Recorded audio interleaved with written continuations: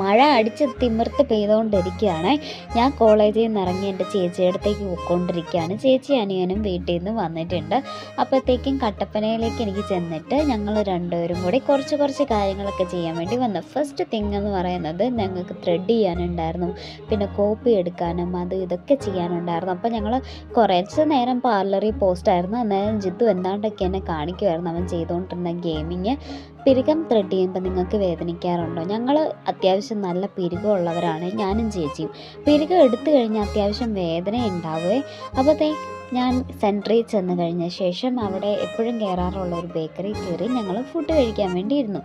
അപ്പോഴത്തേക്ക് ഫുഡ് കഴിച്ചുകൊണ്ടിരുന്നപ്പോഴത്തേക്കും ഒരാൾ ഇവിടെ ഭാവം ഭാര്യ എറിയുന്നതല്ല, അവന് ദേഷ്യമാണ് ഞാനിങ്ങനെ എന്തെങ്കിലുമൊക്കെ എടുത്തിട്ടുണ്ടെങ്കിൽ. അപ്പം ഞാൻ അത് ഇച്ചിരിയും കൂടി എടുക്കാമെന്ന് വിചാരിച്ച് ഞാൻ എടുത്തിട്ടുണ്ട്. അവൻ്റെ വീഡിയോ എക്സ്പ്രഷൻ എങ്ങനെയാണെന്ന് വെച്ച് കാണിച്ചു തരാവേ. അവൻ ഇങ്ങനെയാണ് ഓരോ കാര്യത്തിലും വഴക്കുണ്ടാക്കിക്കൊണ്ടിരിക്കും. ഒരു ചെറുക്കനാണ് അവന്, അഴുക്ക് ചെറുക്കൻ. ഇനി അവനെക്കൊണ്ട് ഞാൻ വീഡിയോ എടുപ്പിച്ചതാണ്.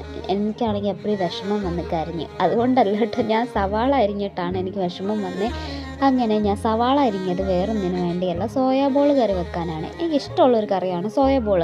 ഞാനത് വെക്കുമ്പോഴത്തേക്ക് അത്യാവശ്യം കുഴപ്പമില്ലാതെ വെക്കും, ചിലപ്പോൾ പാളിപ്പോകാറുമുണ്ട്.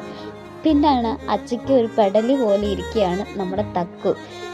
പിന്നെ ഞങ്ങൾ കഴിച്ച് കിടന്നുറങ്ങി. എല്ലാവരും ലൈക്കും സബ്സ്ക്രൈബും ചെയ്യുക, സപ്പോർട്ട് ചെയ്യുക.